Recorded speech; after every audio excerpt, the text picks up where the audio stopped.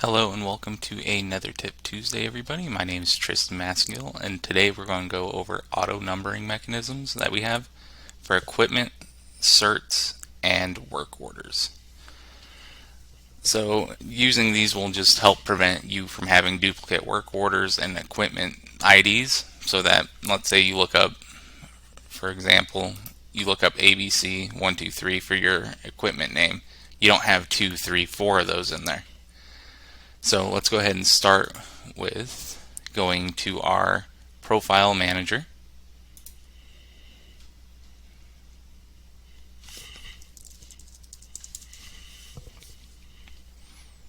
Once in here, we'll want to come up to management and then down to numbering and certificate settings. In here, we'll see that we have several different prefixes that we can use. So let's say we want our work orders to start with WO. Then we want our next work order to be number 15.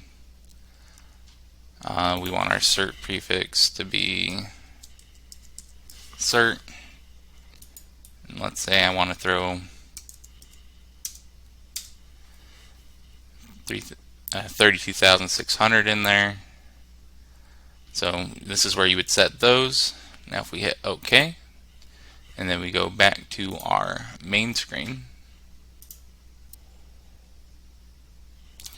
we can go to our work orders, and then we can create a new one. And now you can see it's auto-populating to work order number 16. So it has that prefix that we just put in there and the 16. So if I create that, you can see we now have work order 16. You can put a dash in there by putting the WO dash, however you prefer to have that. And now for the cert number, if we come over to here, we can run a calibration event real quick. And now you can see we have that 32,601 for our cert number, and it starts with cert as the prefix. So however you feel like you want to name that, that's completely up to you. And then for our equipment names, we can come back here to our home section. We will come over here to our auto numbering setup under configuration and admin. Okay, so I don't have one set up yet, so I'll add a new first level name. We'll just call it test. So now I'll be able to select that when creating a gauge.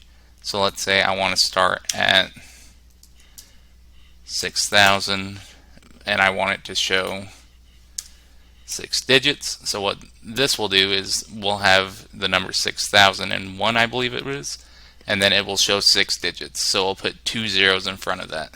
And then prefix, we can put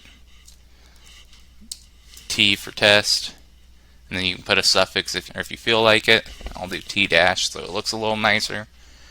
Now once we hit OK with that and we come over here to create a new piece of equipment, we can see here you will click to calculate, and now it puts in that T-006,000.